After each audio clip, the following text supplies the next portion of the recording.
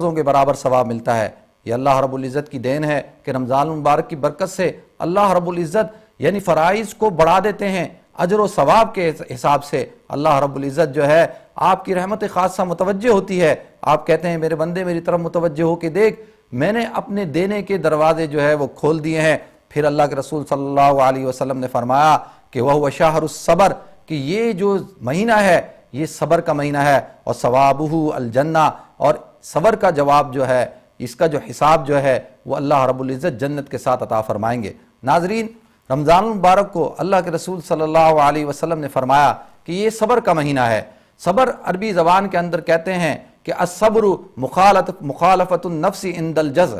کہ صبر نفس کو جزا کی مخالفت کے اندر روکنا، یعنی کیا کہ جب انسان کے اوپر کوئی تکلیف پہنچ جائے، کوئی پریشانی پہنچ جائے، یا انسان کے اوپر کوئی آزمائش آ جائے یا کوئی بیماری آ جائے تو اس کے ساتھ جو ہے وہ رکنا اور بچنا جو ہے اس کو صبر کہتے ہیں۔ عربی کے اندر صبر کے معنی آتے ہیں رک جانے کے، اور صبر کی جو ہے امام غزالی رحمۃ اللہ علیہ بیان کرتے ہیں کہ صبر کی 3 قسمیں ہیں۔ الصبر عند الاطاعہ، سب سے پہلی قسم ہے صبر اطاعت کی، کہ جب انسان اطاعت کرتا ہے، نوافل پڑھتا ہے، فرائض کو ادا کرتا ہے، روزہ رکھتا ہے، زکوٰۃ دیتا ہے، حج کرتا ہے، ان تمام کی تمام عبادات کے اندر انسان کو جو ہے وہ تکلیف ہوتی ہے، پریشانی ہوتی ہے، تھکاوٹ ہوتی ہے، ہو سکتا ہے مشکلات ہوں، ان کے اوپر خوشی کے ساتھ جو ہے وہ صبر کرنا۔ پھر فرماتے ہیں دوسری قسم کی صبر کی قسم جو ہے صبر عن المعصیہ، کہ انسان جو ہے اگر ایسے ماحول کے اندر ہو جہاں گناہ ہی گناہ ہیں اور اس کو وہ سارے مواقع میسر ہوں کہ وہ گناہ کر سکتا ہے لیکن وہ گناہ نہیں کرتا، صبر کرتا ہے، یہ دوسری قسم ہے۔ پھر اس کے بعد اللہ کے رسول صلی اللہ علیہ وسلم نے فرمایا کہ یہ صبر کا جو مہینہ ہے، اس صبر کی جو تیسری قسم ہے صبر عن المصائب ہے، کہ مصائب کے اوپر جو ہے وہ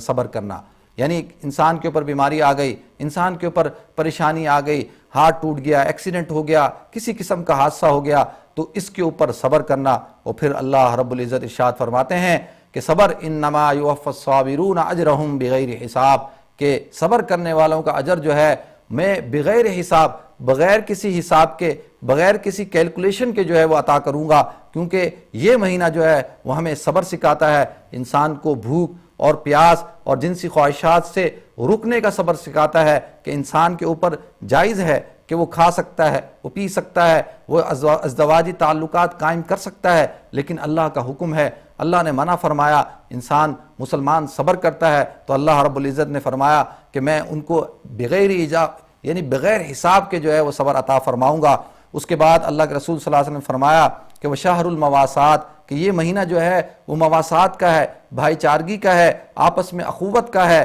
اور اس رمضان کا مہینہ ہمیں اس بات کا درس دیتا ہے کہ ہم اپنے غریب مسلمان جن کے پاس کھانے کو نہیں ان کے بارے میں سوچیں، کیونکہ ہم جب خود روزہ رکھتے ہیں ہمیں احساس ہوتا ہے کہ بھوک کیا چیز ہے، ہمیں احساس ہوتا ہے پیاس کیا چیز ہے، تو یہ رمضان کا مہینہ ہمارے اندر ان فیلنگ کو اجاگر کرتا ہے، تو لہذا شہر المواسات۔ پھر اللہ کے رسول صلی اللہ علیہ وسلم نے فرمایا وَشَهْرٌ يُزَادُ فِيهِ رِزْقٌ مِّنَ اللَّهِ، یہ وہ مہینہ ہے کہ جس مہینے کے اندر اللہ رب العزت جو ہے مومنین کے رزق کو جو ہے وہ بڑھا دیتے ہیں۔ پھر آپ صلی اللہ علیہ وسلم نے فرمایا کہ جو شخص اس مہینے کے اندر مَن فَطَّرَ فِيهِ صَائِمًا، کہ جو شخص کسی ایک روزے دار کو افطار کرا دے تو اللہ کے رسول صلی اللہ علیہ وسلم نے فرمایا کان لہ مغفرۃ لذنوبہ، اس کے لیے جو ہے اس کی گناہوں کی جو ہے وہ مغفرت ہے، وعتق رقبتہ من النار، کہ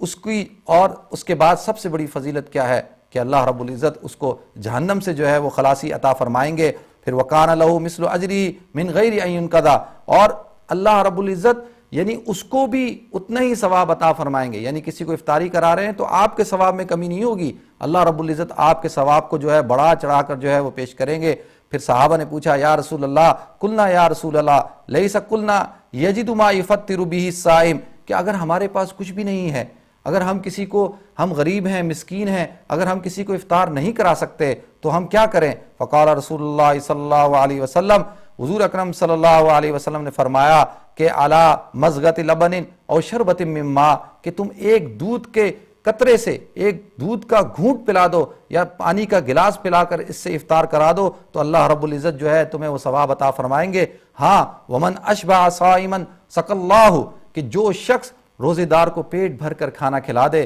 تو اللہ کے رسول صلی اللہ علیہ وسلم نے فرمایا کہ سقى اللہ من حوضی، کہ اللہ رب العزت اس کو میرے حوض سے یعنی حوض کوثر سے جو ہے وہ سیراب کرے گا، اور لا یظمؤ حتی یدخل الجنہ، اور اس کو پیاس نہیں لگے گی جب تک کہ وہ جنت کے اندر داخل نہ کر دیا جائے۔ پھر آخر میں اللہ کے رسول صلی اللہ علیہ وسلم اس حدیث کے آخر میں فرماتے ہیں وَهُوَ شَهْرٌ، یہ ایسا مہینہ ہے اولہ رحمہ، اس کا پہلا عشرہ جو ہے وہ مغفرت کا ہے، وَأَوْسَطُهُ مغفرہ، اور اس کا بیچ کا جو عشرہ ہے وہ مغفرت کا ہے، وَآخِرُهُ عِتْقٌ مِّنَ النَّارِ، اور آخری عشرہ جو ہے وہ جہنم سے خلاصی کا ہے۔ پھر آگے اللہ کے رسول صلی اللہ علیہ وسلم فرماتے ہیں وَمَنْ خَفَّفَ عَنْ مَمْلُوكِهِ، کہ جو شخص اس مہینے کے اندر، دیکھیں ہم میں سے کوئی آدمی باس ہے، کوئی آدمی سیٹ ہے، کوئی آدمی انڈسٹریلسٹ ہے، کوئی آدمی جو ہے کسی آرگنائزیشن کا سی ای او ہے، کوئی ایم ڈی ہے، کسی کے نیچے کئی ہزار ملازم کام کرتے ہیں، کسی کے پیچھے کئی 100 ملازم کام کرتے ہیں، کسی کے نیچے 5 ملازم کام کرتے ہیں، تو دیکھیں اللہ کے رسول صلی اللہ علیہ وسلم نے فرمایا اگر تو سارے کے سارے مسلمان ہیں تو جو شخص اپنے مملوک یعنی ماتحت کے اوپر اس مہینے کے اندر ہلکا کام ڈالے، اس کے ساتھ جو ہے اس کو سخت کام میں نہ ڈالے، اس کے ساتھ جو ہے اس کے کام میں مدد کرے، اس کے اوپر بوجھ کم ڈالے، تو اللہ کے رسول صلی اللہ علیہ وسلم فرماتے ہیں غفر اللہ، کہ اللہ رب العزت ایسے شخص کی مغفرت فرماتے ہیں، وَعَتَقَهُ مِنَ النَّارِ، اور اس کو جہنم سے اللہ رب العزت خلاصی عطا فرماتے ہیں۔ یہ حدیث جو ہے رواہ البہیقی فی شعب الایمان کے اندر اللہ کے رسول صلی اللہ علیہ وسلم نے بیان کی۔ ناظرین، اس حدیث کے ایک ٹکڑے کے اندر اولہ رحمہ، کہ اس مہینے کا جو پہلا عشرہ ہے وہ ہے رحمت کا، یہ رحمت کا مہینہ ہماری طرف، رحمت کا عشرہ ہماری طرف متوجہ ہو چکا۔ الحمدللہ اس کے کچھ ایام ہم نے گزار بھی لیے اور کچھ ایام جو ہیں اس کے باقی ہیں۔ ہم جو ہے اگر حضور اکرم صلی اللہ علیہ وسلم کی حیات طیبہ کا مطالعہ کرتے ہیں تو آپ سے ہمیں بہت ساری دعائیں پڑھنے کو ملتی ہیں۔ صحابہ پہ ماشاءاللہ صحابہ کی جماعت ایسی تھی کہ ہر وہ کام وہ حضور اکرم صلی اللہ علیہ وسلم سے پوچھ کے کیا کرتی تھی۔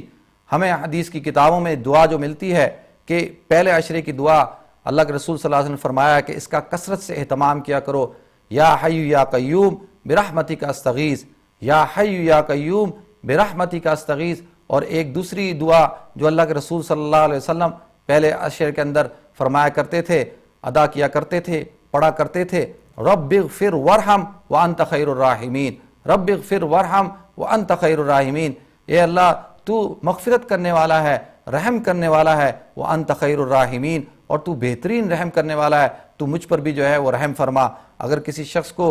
عربی کے اندر اس دعا کو یاد کرنا مشکل ہے تو وہ اردو کے اندر اللہ رب العزت کی رحمت کو جو ہے متوجہ کر سکتا ہے، اور جو اس کی دل کے اندر جائز حاجتیں ہیں، خواہشات ہیں، وہ اللہ رب العزت کے دربار کے اندر پیش کر سکتا ہے۔ ناظرین، الحمدللہ اللہ کے فضل و احسان سے اللہ رب العزت نے مجھے اور آپ کو یہ سعادت عطا فرمائی کہ ہم رمضان المبارک کے جو ہے وہ روزوں کا اہتمام کر رہے ہیں، ہم رمضان المبارک کے اندر تراویح کا اہتمام کر رہے ہیں، نوافل کا اہتمام کر رہے ہیں، ہم زیادہ سے زیادہ جو ہے وہ اللہ رب العزت کو یاد کر رہے ہیں۔ اللہ کے رسول صلی اللہ علیہ وسلم نے فرمایا اس مہینے کے اندر کثرت سے جو ہے وہ استغفار کیا کرو، کثرت سے۔ ہم دیکھتے ہیں کہ ہمارے گناہوں کی وجہ سے، ہمارے گناہوں کی نحوست کی وجہ سے ہمارے اوپر جو ہے وہ پریشانی آتی ہیں، ہمارے اوپر مسائل آتے ہیں۔ اللہ کہتے ہیں فمن اصابک من حسرۃ من اللہ، کہ جو کچھ تمہارے پر اچھائی آتی ہے وہ سب کی سب اللہ کی طرف آتی ہے، ومن اصابک سیئۃ من نفسک، اور جو کوئی برائی تمہارے طرف متوجہ ہوتی ہے، کوئی مصیبت پریشانی آتی ہے، وہ تمہاری اپنے نفس کی وجہ سے ہوتی ہے، ہمارے اعمال کی وجہ سے ہوتی ہے، ہماری جو ہے کرتوتوں کی وجہ سے ہوتی ہے۔ تو لہذا ہمیں اس مہینے کے اندر زیادہ سے زیادہ جو ہے وہ استغفار پڑھتے رہنا چاہیے۔ استغفار بہت ہی مختصر سا جملہ ہے، یعنی استغفر اللہ ربی من کل ذنب واتوب الیہ، اے اللہ میں آپ سے آپ کی مغفرت طلب کرتا ہوں، استغفر اللہ ربی من کل ذنب، ہر گناہ سے، واتوب الیہ، اور آپ کی طرف رجوع کرتا ہوں۔ یہ ایک مختصر سا استغفار ہے، اس کی جو ہے ہر مسلمان کو چاہیے، مرد اور عورت کو، کہ اس کی جو ہے وہ عادت بنا لے، زیادہ سے زیادہ جو ہے وہ استغفار کرتے رہنا چاہیے۔ کوئی شخص کہہ سکتا ہے کہ بھائی میں تو بہت نیک ہوں، میرے سے کوئی گناہ ہوتے ہی نہیں ہے، میں تو بڑا پارسا ہوں، تو وہ کہے کہ میں کیوں استغفار کروں؟ اللہ کے رسول صلی اللہ علیہ وسلم نے فرمایا کہ میں سب سے زیادہ جو ہے وہ استغفار کرتا ہوں۔ تو اس کا کیا مطلب ہے؟ اس کا مطلب یہ ہے کہ اللہ رب العزت سے درجات کی بلندی کی دعا کرتا ہوں، تو وہ شخص جو ہے وہ اللہ رب العزت اس کے درجات کو بلند فرمائیں گے، اور اللہ رب العزت اس کے مقام کو، اس کے رتبے کو بڑا فرمائیں گے۔ اور اس کے بعد اللہ کے رسول صلی اللہ علیہ وسلم نے فرمایا کہ اس مہینے کے اندر کلمہ کلمہ طیبہ کا ورد جو ہے کثرت سے کیا کرو، لا الہ الا اللہ محمد الرسول اللہ، یہ کلمہ طیبہ ہے، اس کا ورد اللہ کے رسول صلی اللہ علیہ وسلم نے فرمایا کہ جو شخص اس مہینے کے اندر کثرت سے اس کا ورد کرے گا، ایک حدیث میں آتا ہے کہ جو شخص صبح کے وقت کلمہ طیبہ لا الہ الا اللہ محمد الرسول اللہ 100 دفعہ پڑھتا ہے اور شام کو 100 دفعہ پڑھتا ہے، اللہ رب العزت اس کے چہرے کو جو ہے 14ویں رات کے چاند کی طرح جو ہے منور فرما دیں گے، اور اس دن منور فرمائیں گے کہ جس دن اللہ رب العزت پورے عرش قائم ہوگا اور حشر کا میدان ہوگا اور پوری کائنات کے انسان ہوں گے، اللہ رب العزت اس کے چہرے کو 14ویں رات کے چاند کی طرح منور فرما دیں گے۔ ناظرین انشاءاللہ ہماری یہ گفتگو کا سلسلہ بھی جاری رہے گا، ہم بریک پہ جائیں گے اور بریک کے بعد انشاءاللہ آپ کے سوالات لیں گے، ان کے جوابات دیں گے۔ پروگرام دیکھتے رہیے، انشاءاللہ بریک کے بعد حاضر ہوتے ہیں۔